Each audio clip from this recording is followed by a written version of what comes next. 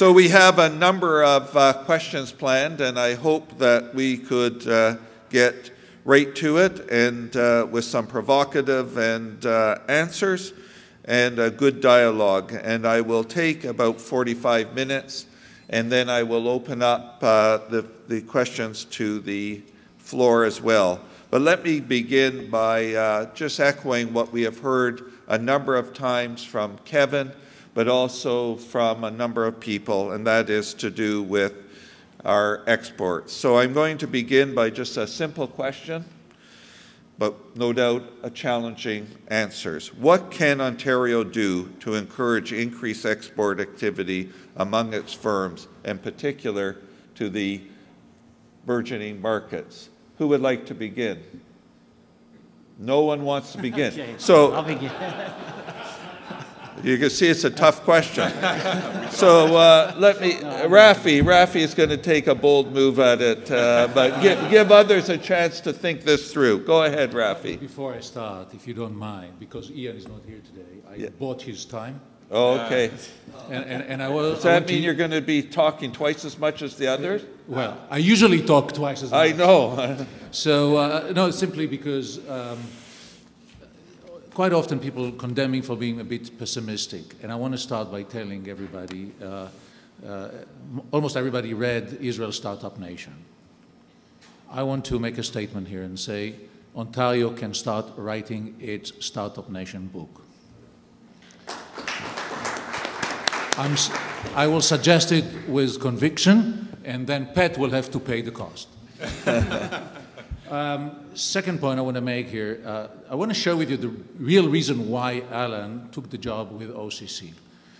Since I came and joined Mars, I'd come to Alan's office on a daily basis and asking Alan to put me in front of the government because I need to go to the government. I'll get to the government issue a little later. And then he says, how do I get rid of this guy? So he took the job with OCC. Thirdly, every young and bewildered entrepreneur like me needs some guidance and support. And I want to use the opportunity here, this stage, to thank two gentlemen, Kevin Lynch and Sheldon Levy, who offered me to call them around the clock, 24/7. I didn't call you in the middle of the night, Kevin, but anyways, I promise not to give you the telephone number because it will be overwhelming, but I want to use the opportunity to thank you for all the guidance, all the encouragement, because what we do really needs a lot of encouragement and optimism like the level that Kevin and Sheldon represent. Anyways, to the question of how do we start? Thank you. It's going to be challenging. So it all starts back home. And to be able to address the needs of international markets, we need to be able to tell them that it's A, developed in Ontario, and B, that the government of Ontario addressed procurement properly. And they all ask us, have you guys been first adopters of technology? And we have to be able to answer the question positively. Hi, George. We have to be able to answer the question positively. And I have to say that the dialogue we have with the government these days is very encouraging. Just give you one example in the medical area. We always used to talk about post-market assessment. And a gentleman by the name of Les Levine is the world expert on post-market analysis of opportunities. In dialogue with Les and then with the government, we convinced them that what we really need is pre-market analysis. Because only then will the government feel comfortable about considering the procurement. And that led to something that we call Excite. It's early days for Excite, but it's very exciting. This is one of the many initiatives by the government, and one that will allow us to streamline the development of technologies, and in medical sciences it's primarily clinical development of technologies, and eventually, hopefully in a relatively short period of time, the government will put together a plan of procurement, and then when we start traveling the world, selling our stuff to the world, we will be able to answer the question of have you been first adopter in a positive way. Thank you. Pat, over to you. Well, I'll pick up on some of the themes here as well, and especially I'll try to do in the themes of Kevin and Sheldon yourself earlier, in this idea of first adopter and first mover advantage that I would also put in the category of innovation and R&D. And so we've been getting this question for a number of years from IBM because we are a bit of an outlier in all the stats that you named in the economic side on R&D spend in this country against the revenues that we yield in this country. It's something that people way before my time in the company have built up here. So we're always in the top 5 in the country in R&D spend. And second largest country in the IBM world of 175 countries in R&D spend is Canada, which is quite a different story than we'll hear from other multinationals. So then the question becomes, well, then why? And for sure, there's the advantages that we talked about and have heard in many of the glass half full discussions this morning about academia and our skills ability here, and the other attributes that the country holds in terms of collaboration and partnership. And usually, up until about 3 or 4 years ago, I would finish those speeches by saying, and we should do something about it. And almost I heard a little bit of that again this morning, except that there are some examples here and here where people are actually doing quite a bit about it. In our case, we decided that we would adopt a model that the company is looking at around in other places. And in fact, they look at the emerging geographies, and I think of Kevin's discussion this morning. For obvious reasons, with all the growth going on in those emerging markets, there's a very, very big need for them to have planted seeds there and adopt and grow there. But we changed that model to say, look, you have so many good things going on in Canada, let's do some more. And so we were able to, here in Ontario, in fact, George Ross, who entered the room a few minutes ago, along with the previously mentioned Wendy Tilford and others here in the province, along with FedDev and the folks at the federal level, helped us pull together a $235 million R&D center. And to the point of the incubators that show up in a building, like the DMZ and the Communitech and the Mars buildings, ours is a bit of a cloud.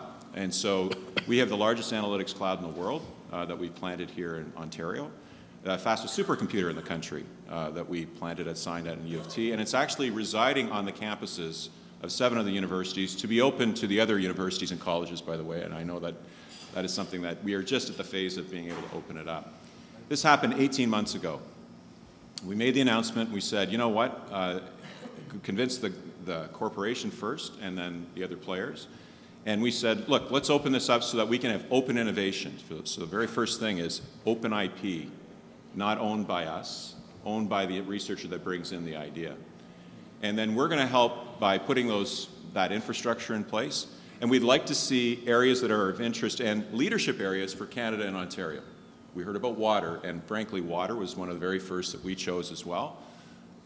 Energy and smart grid energy, healthcare, and cities, and then computing power itself. And underlying all of this is this thing called big data. From our point of view, Canada can be the leader in data analytics and data mining. And frankly, that is actually an area that will be the skills of the future and the ability to really drive to something that we can be first movers on if we take this step. We're 18 months into it. We have 42 projects that have been launched, 30 SMEs. We weren't intending to be an incubator in this, but we are, because 32 actually, yeah, now SMEs have been developed from this. Hundreds of new jobs. And if you think of the model, what happens, there's a scientific advisory council and a board, and they take a proposal. It usually has to involve a small business, or a commercialization prospect within short term. They put themselves on this high-performance computing platform. They get all the mentoring ability to be able to do data analytics on the problems that they're looking at. And we actually buy a postdoc to put on top of the project so that they have an R&D department, even if they're a very small research. And the last postdoc we put out 2 weeks ago to open position for a postdoc, 250 applications came within 2 days. 180 of the 250 applications came from international sources of the ilk that you would just die for, the brain gain, if you will, that we're starting to get. A couple of projects just to give you a sense. In healthcare, UOIT has a very famous physician scientist, Carolyn McGregor, who has the neonatal units at Sick Kids and UOIT working together. to look at the streaming data off that neonatal patient 24 hours before they present any symptoms. They can change the dynamics of what's being fed to that patient so that they never have sepsis. And that can be ported around the world. I was hoping to be ported just around the GTA first and then into Canada. She's already out in China doing this work as well. And then you can think of it in terms of, you can go to the other end of the scale, and this traffic problem that we talked about. Eric Miller at U of T has SimCity for real, he calls it. And it's a dynamic look at 20 years of all of our movements and trying to project into the next 20. And in every case you can think of, there's a data thread. Usually it could be imaging, it could be network, and it could be any static data thread. You look at patterns and you predict the future. Make better decisions, take out waste, think of new things to do. And any one of these 42 projects, I would say, and the 42 that will come after, any one of them being successful will drive economy and industry here. So it's a model that is familiar to these gentlemen for sure, and to Communitech. It's a little bit more coming at high-end thought leadership and the idea that why would a multinational come here? Because we have the brightest people willing to collaborate and build projects and drive, the solutions for the future. And frankly, we think that's a winning strategy. Thank you. William, you've been successful in this area, so your ideas. Well, first of all, early on, we made a very conscientious decision that every service provision that our company offered to the marketplace, it offered it globally. So it was accessible and available globally. And in fact, much of our growth has been tied to the concept that over 90% of our business actually comes from outside of Canada. So we're headquartered in good old Guelph, Ontario, Canada's safest city. And we also have a full-service lab in Mississauga. And we've been able to attract foreign business and investment through commercialization and innovation, service and research delivery platforms. Because in the life sciences field, whether you're a raw material producer in agriculture, all the way to a branded pharmaceutical, what we call from farm with an F to farm with a PH, or from concept to claim, you have one of two things. You have a new product you want to launch, or a current product you want to more aggressively position. And we are like a virtual R&D department that provides that service. So we've done work for DuPont, Nestle, Coke, all the way to single SKU farmers with an idea from Northern Ontario, because the methodology and the platform are the same. And what they're essentially looking at is precedence. So I've been to many of these types of conferences and seminars and webinars and talks, and I've heard about innovation and commercialization as an entrepreneur in Ontario and in other jurisdictions for years. But the ultimate signal for commercialization is a confirmed product to sell. And in life sciences, the gatekeepers on commercialization are Health Canada, in our country, of course, and the FDA in the US, and EFSA in the EU. And they're actually partners in commercialization because they hold the keys to the gate. And they should be seen as an ally in commercialization. But what our customers look for and why they choose us, often over academic institutions, sorry everybody, is because we actually have the precedent in getting them to market in multiple pathways. And there's a huge convergence that's occurring in the life sciences industry, started about 3 to 4 years ago, which is of great significance. And that is the companies that traditionally would never speak to other industries within this great realm of consumer health products are now talking to each other. Pharmaceuticals are talking to agriculture, talking to food, talking to beverage. They're amalgamating and they're converging, and their portfolios, because the drug development pipelines have become so bare, their portfolios are expanding, and they're purchasing cosmetic companies. They're purchasing dietary supplement companies. They're locking up supply chains all the way down to the fisheries level in the omega-3 fatty acid supply chain, as an example. But in all these cases, they're looking to stay away from commodity and stay novel, and they care about getting products to market. But what's happening with that is we have companies show up at our door and say, I have this formula or this active ingredient. And if we look at it closely, it could be classified as a food, a cosmetic, or a drug. or all three, depending on what pathway they choose. So understanding that, being able to articulate that, and then also providing them the strategy, we talk about pre-market strategy, for true commercialization, is actually having something to sell that's approved. And to me, when we talk about reaching out to the global environment, having your products and services ready to go globally, even though they're created locally, is incredibly important, and that was echoed earlier today. But in addition to that, we really need to focus on opening up export markets by having a wonderful thing called a sale. I also attend many of these conferences, and for some reason, selling is a dirty word. I don't understand why, because the easiest way to open up a new country or a trading bloc is to actually get a customer with a purchase order. It's a beautiful thing. And all of a sudden, you focus. And what allows us to do organizationally, so we set up our service to offer it globally, but then if a group from Japan wants to buy it, well, we'll quickly figure out how to make this work within the Japanese context. And then a day later, if somebody from New Zealand wants it, we'll figure out how to make it work in a New Zealand context. So offering your stuff globally, understanding how to roll it out globally, and have sales and customers as your driver for that has been wonderful for us and for our customers because they believe in a similar strategy.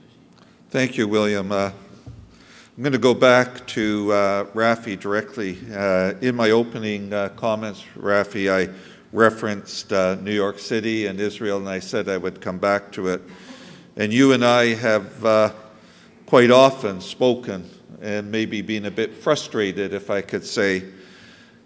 And I wonder if you could share as clearly as you can what happens in Israel and why are they so successful? What is the startup methodology that they use? And how do you think that type of strategy could be implemented to support Ontario and our economy? Sure, I can try. I've been here almost 5 years already.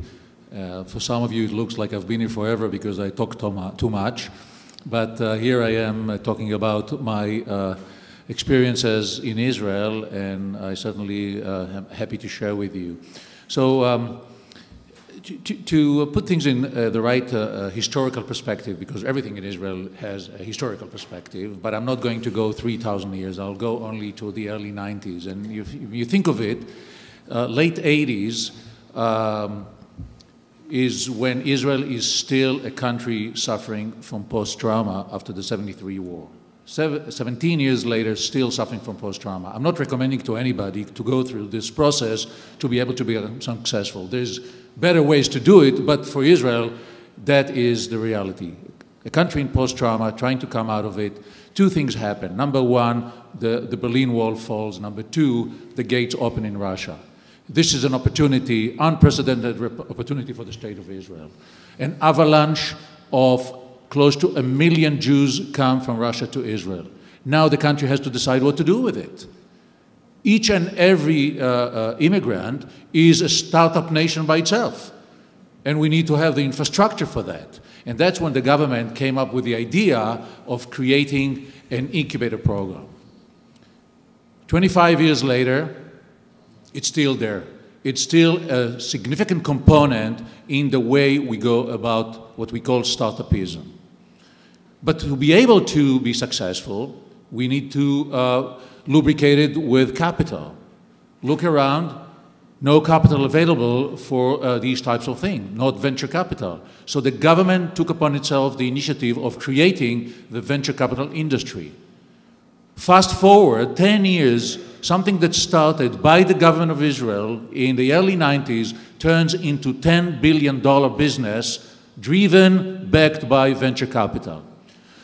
So I hate to say, because I'm sure that government wants to send us always to the private sector, that, by the way, you know that my sweet spot is the early stage. I'm at this side of the chasm, which is very close to the valley of death, but I want to cross on a safe bridge to the other bank. So this is really what we're trying to do. And in the area of early stage, it's pretty much all about the government. And I don't want to be provocative, Pat, but even if Pfizer was sitting next to me, not IBM, I'd say the same. And you know that because Novartis has the same thing. Since I came to Canada, I learned the term in-kind investment. Who does not know in-kind investment? So IBM has been extremely instrumental in helping us. And you're right, I mean, the cloud that you started last year is phenomenal. Data processing is the future, without a doubt, but it's still in-kind investment. If I were to ask Pat to sign a $10 million check now, he will say, go to the government, right? Right. Probably. Depends. Oh, It's good ROI, I'm in. Anyways, back to the government, and this is really the lesson learned from how Israel started and how Israel is still doing it till today. And one thing that got Sheldon's attention is how we operate in the incubation system of Startup Nation. If you are a young entrepreneur and you want to get started, you can go to any of the incubation systems that are scattered all over the country, probably being between here and London, Ontario. But nonetheless, you can expect to get a package, which I call the toolkit for the starter, with coverage of 85%, 85 cents on the dollar coming directly from the government. And in 2010, I joined Premier McGuinty's mission to Israel, and some of you may recall that he had a press release saying, Ontario needs a chief scientist. So the chief scientist is the guy whom we all come to complain and to whine and to get support. We came back to Toronto and we started talking about what does it take to create a chief scientist here. So it's not about an astronomer, it's not about an astronaut, it's about an office that has the mandate to deploy $250 million every year, year over year, to lubricate the system that we call Startup Nation. So 85 cents on the dollar, and then they come to the private sector, look, we cannot afford to cover everything. How about if you cover overhead? So that's going to be 15 cents on the dollar. The beauty of that mechanism, the beauty of that dynamic is that we have an opportunity to A, triage technologies, B, develop the ones that deserve to be developed, in such a way that eventually we can bring it to strategic partners and or to venture capitalists who are then feeling much more comfortable because the main challenge is the level of risk. And even though they're called venture capitalists, they want us to de-risk it for them. So the incubation program is one example of many. The other example I want to share with you, how am I doing for time? So-so. 1 more minute. 1 more minute, I can handle that. So we're talking about natural resources. So I'm not suggesting that you shut down drilling of oil and mining for gold and bring some sand from the Negev desert, because Gary Goldberg reminded me this morning that Israel found gas under the Mediterranean, so maybe that paradigm is obsolete. However, I have to tell you that there is all sorts of ways, there's many ways to skin a cat, there's always all sorts of ways of getting public participation. And we went to the government and said, look, you have tax write-off for movie productions and oil drilling. We don't really have much oil to show for. Movies in Israel are so-so, and yet you give them tax write-off. How about if you do the same for biotechnology? They say, well, we got all sorts of things. It's a primary resolution. I have to change. How about if you come to us 5 years later? Though there's no me, it's an oxymoron asking me to come back in 5 years. So we created the biotech sector in the Tel Aviv Stock Exchange. Now that's something that we really want to bring to TSX. TSX will say to us, it doesn't work because everybody wants to invest in mining. Well, we are creative, we are ambitious, and we can learn from that. And I have a talk with TSX next week. Thank you very much. William, let me go to you first on the question that has also come up, and that's with regard to the talent that we have here in our country. And your sense, do we have the existing talent pool to be able to compete globally? What's missing? Your sense of the quality of the human resources, and then I'll let others pick it up.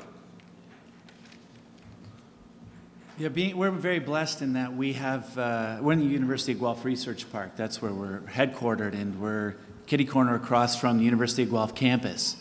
And so we have a wonderful undergraduate and graduate pool of a few thousand graduating every year in a very scientific intensive campus. So for us at a very micro level, we're fortunate because we have, if you're familiar with Guelph at all in terms of the science side, other than the medical school component, we pretty much have everything else nicely covered off, which is wonderful.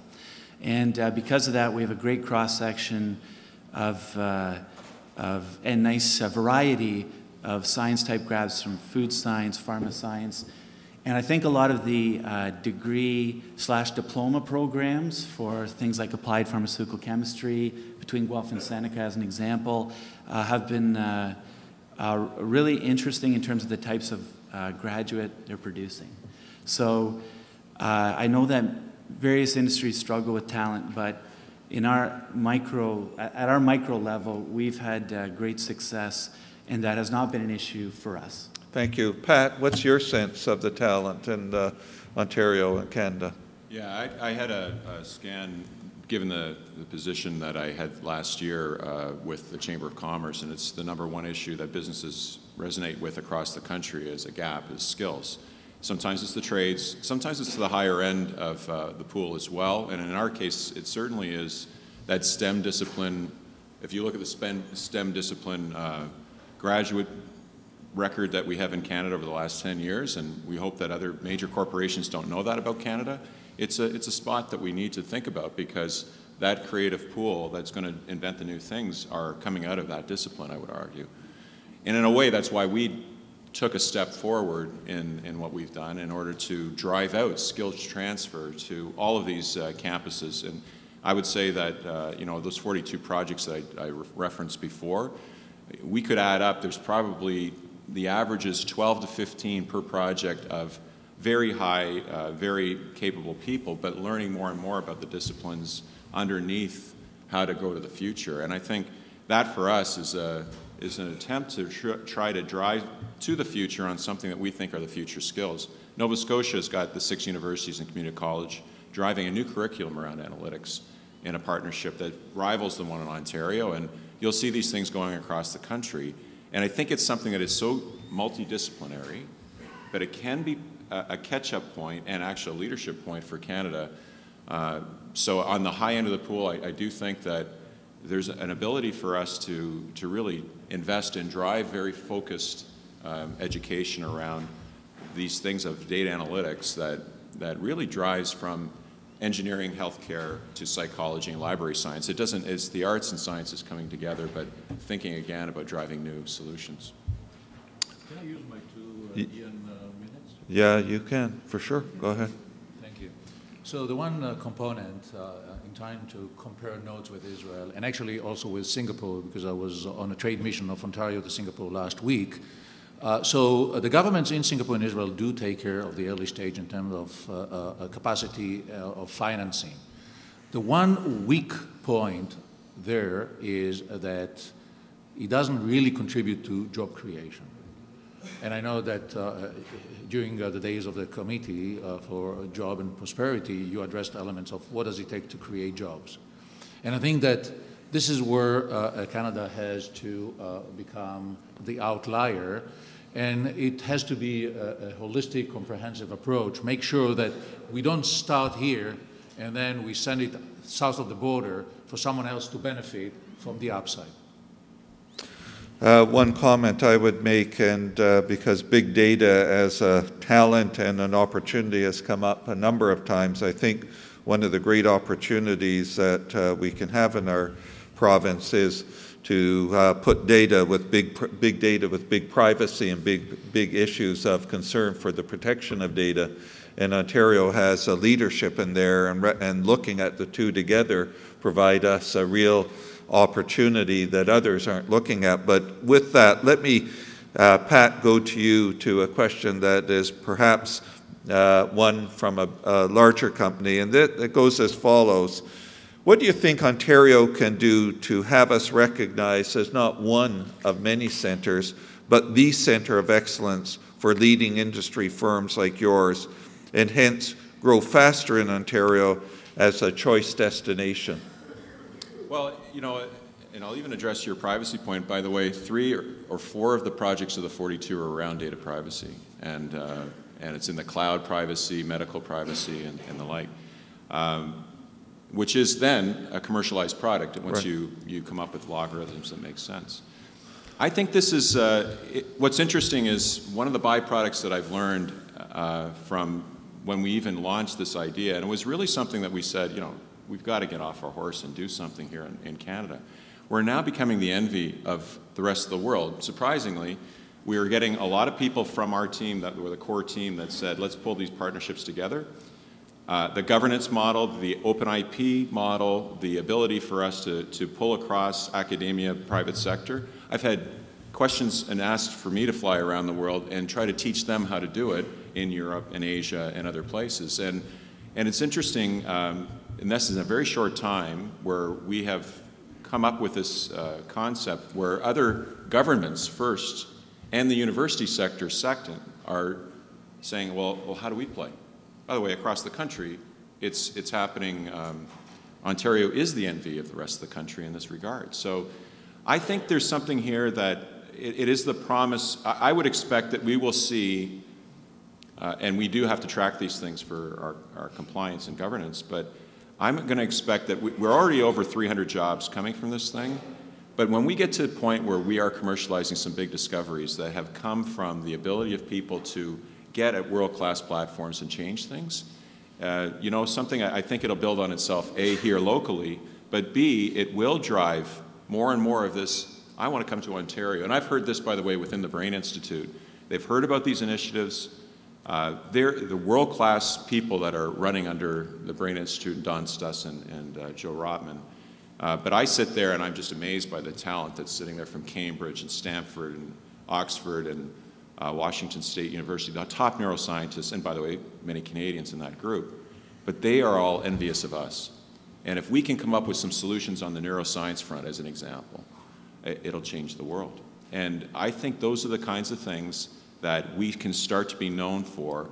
And it isn't one person that can ever solve any of these things. And in fact, I'm interested that many of the top neuroscientists are looking across at the stupid guy from IBM and saying, you know what? The stuff that you're doing on clinical data, it takes us 10 years to get the clinical data together, and then we throw it away. And yet I could use Alzheimer's data on dementia data on schizophrenia as long as I'm protecting it, but I could start to do and from a data scientist standpoint, that's obvious, right? Like any business here would say, well, wait a second, I don't throw away the data. I use it over and over again to come up with other solutions. But that's the kind of thing that are happening with this collaborative venture. So if we can partner better, as you guys are already doing, and we join you in your efforts, I think that becomes the envy of the world, and I think it drives William or Rafi want to add to it? William, go ahead, and then I'll point to you, Rafi. Sure. Yeah, I think one of the things that we have to challenge, and I'm obviously a big advocate for this in terms of changing the funding paradigm somewhat, and I fully admit my business bias and conflict of interest in the following statements, but just a very brief example. We were commissioned by Agriculture, Agri-Food Canada and Health Canada to look at the relationship between soy and cardiovascular health under the health guidance documentation from Health Canada that came out about 3 years ago. And so we completed that and had an expert panel review done on that about 18 months ago now. Of the 13,000 papers ever published in humans using soy products, under the Health Canada guidance document for food health relationship, so a soy product being able to pre-access this claim on a label given certain parameters, only 42 papers met the criteria of 13,000 ever published. It doesn't mean that those 12,900 odd papers were junk science. That's not what I'm suggesting. But if you're talking about true commercialization innovation in the life sciences sphere, you have to produce product-specific data that meets the regulatory requirements. So my point is, academia has its place to advance science, and most faculty are incentivized on tenure track and publication. And there's nothing wrong with that. And I think the funding paradigm is meeting that in a lot of different ways. Probably not perfectly, but in a lot of different ways. But if you want true commercialization, it has a regulatory component. And the universities and the centers of excellence, with all due respect to them, in terms of regulatory, for getting products actually approved to market, have very little capacity, expertise, or know-how. And they're not programmed or set up that way, so it's no surprise to me. But that's the piece that is missing for actually getting things on the market. So that, to me, is an example. And a lot of those papers that were not eligible for the Health Canada framework for this health claim and were publicly funded papers. And again, for advancing the general knowledge in terms of soy science, fantastic, no issue there. But if you're talking about getting soy products to market for Canadian producers, processors, right down to the farm level of growth, pharmaceutical applications for soy, of which there are many, by the way, like I talked about that huge convergence between the farm and the farm, that's happening now, folks, whether we like it or not. We could have a real leadership position by changing the funding paradigm. And that's what's really attractive to sponsors and customers who sell stuff, because that's what they care about. Thank you. Rafi, do you want to add to this? Just to build on Pat's suggestion that there is a partnership, and you emphasized the element of data and data processing. And that's really key to the future of industry. Everybody will go to places that have data and know how to process data. And I think that Ontario has a hugely exceptional opportunity in this regard, and I want to focus mainly on the medical area. You mentioned Brain Institute, there's also OICR, the Cancer Institute. They all sit on mountains of data. They don't have the tools as yet, but with the leadership of IBM, I think that we will establish a very strong lead position, and that will create a whole new industry that is value add, which is clinical development on behalf of the world. So we always thought that they go from North America to Eastern Europe to Southeast Asia, but they come back. The reason, this is pharma, the reason they come back is because of the fact that products become so sophisticated that they need the quality that they can find in Princess Margaret, at Sick Kids, and so on and so forth. So we could establish the foundation for a whole new industry, and that opens huge opportunity for export as well. Thank you very much. We're just got a few minutes left, and I want to give a short story and see if I could get perhaps short responses to my short story. The story goes that there was a company called Phosphorus, and I met the owner of it, and the company told the story that they were able to have a contract to handle the communications of the first major speech of the Yahoo president in California, handled all of the communications and had that contract. The owner of the company, named Jonathan Ingham, went on to say that it was relatively easy, I say relatively, to have the opportunity of a young company to knock on a door and be heard south of the border. He then was speaking to an audience to say, it is so, so difficult to get the door opened in Canada. And so I coined a phrase, or someone coined it, as startup friendly. I wonder if you have any comments about startup friendly, and I think, Rafi, you did mention it on the procurement side as well. But how are we going to make sure that small companies don't have to compete with the bigger companies with the RFPs and having insurance and all of those, so that we get them in the market for first customers easily? So Rafi, let me begin, and I'll go right down the aisle for relatively short answers so we can have members of the audience ask you questions as well. Your wishes, my comments, I have to be very short. I think it's all about public-private sector partnership. We have to start an extensive dialogue, understand what's the ins and out, try to understand the dynamics of Silicon Valley. And just quickly, because I cannot be too short. Someone asked me, what is your dream, Rafi? And I said, I want to have a Google in Ontario based on our Flybits in less than 10 years. The guy started laughing because he says, well, but it's so unique. I mean, this is the DNA in the Silicon Valley. It's wrong. They created public-private sector relationship. We can do the same, and then everybody will love to come. Absolutely. Pat? By the way, we're in Silicon Valley as well as in Ontario, yeah. But we have a bigger footprint in Ontario, so we're going to try to follow your lead on that thought. And actually, one of the things that I wouldn't be the venture capital. So to your point of the 10 million, it's not to spend. You still owe me that. Well, I have spent more than 10 million on the project that I referred to, many more millions than that in cash. But I would say this, to your point, we understand that. And so the last call for proposals that happened, round 4 of our proposals, had to be SME-led. So instead of academia making a partnership, making sure you had somebody on the backside that you could see that there was going to be commercialization, we said, no, we'll start with the SME community first. And one of the bigger things in this is that the smaller businesses don't understand high-performance computing or how to crunch data.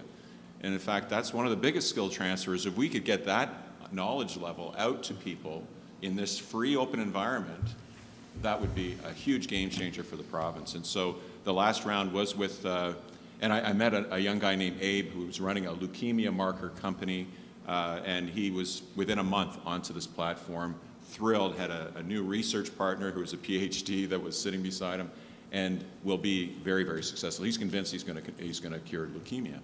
And I wish him well, of course. But that's the kind of thing we have to do. We have to change the paradigm and say, you first, and you come on in, and we're convinced that if a bunch of you folks are successful, jobs will follow and prosperity will follow. Thank you very much. William, comments on this issue? Yeah, I'll move away from life science specific discussion, more along the line of my colleagues here on the panel. I think one of the daunting things as a young entrepreneur is data mining, data metrics, even as basic as accounting systems, let alone business metrics, how to read them, how to interpret them, and how to leverage them appropriately, how to correct negative variances and capitalize and ratchet up on positive variances. So even in the CRO space, when we run clinical trials, you're typically dealing with Oracle or SAP, and it's very daunting and very difficult. So if we could become a hub for early entrants for any industry with, I think, some really good tools, solutions, data, information management solutions to really assess markets and understand how to grow a business quickly out of the gate from nothing to something, that would be a real novel value add for anyone looking to set up in Ontario as an entrepreneur.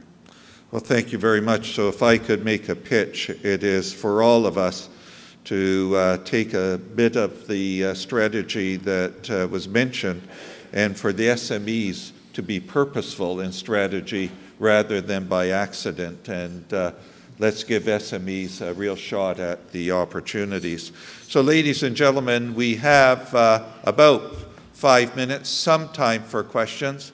So I have one from my colleague here. Please just, I got another one from Alan. Please just yell it out. Okay. Very quick ad. There's an organization called Compute Canada, which is a national organization. It is the coalition of all the high-performance computing facilities at universities across Canada. And it's very closely aligned with the associate activity that Pat's talked about.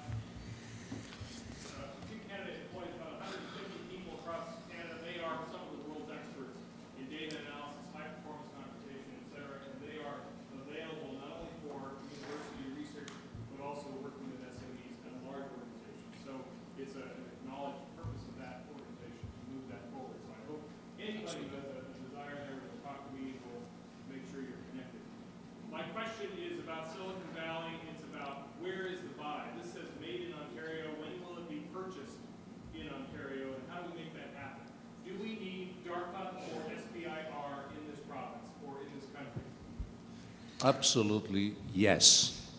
because SBIR is a prime example.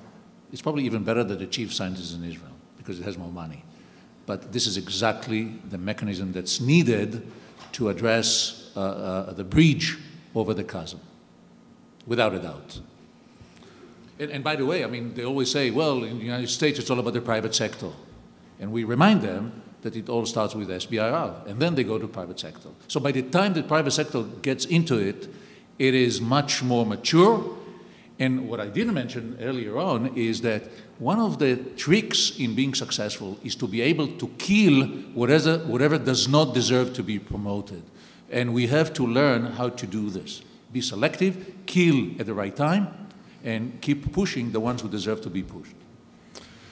Thank you very much. Any other comment? The only thing I would say is that the attempts that we're making between all of these incubators is to try to maybe and perhaps do some of that work. And that's interesting because it does bring you across the chasm.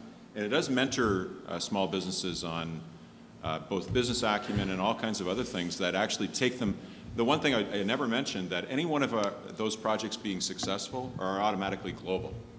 They have 175 countries that they are able to market to, and it's on their dime, but we'll help them do that. So that's one of the bridges that I think is the ones you're talking about. And we will, the difficult part is we're coming to stages where we have to tell people, hey, you didn't really accomplish what you're looking for. Your research, after all, we didn't look to, everybody doesn't have to be successful, but we're pushing some good discipline so that people can be successful, and that's really what part of that is. Alan, I think I had you as a question, please. So, you know, we've talked an awful lot about growing our own, and one of the things that's very important, and maybe this is a question for Pat, is what can we do more of or better to support firms like yours going to mothership to get investments? And you know, I congratulate IBM because disproportionately you're attracting investment to Ontario.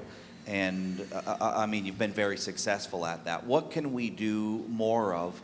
And on the procurement side, I want to encourage large firms, whether it's IBM or the banks or the insurance firms or others, to think differently about how they procure through small to medium-sized enterprise, because by doing that, you're going to help to grow those companies. But I'm really interested in your comments on what can we do more of or better to help you with Mothership.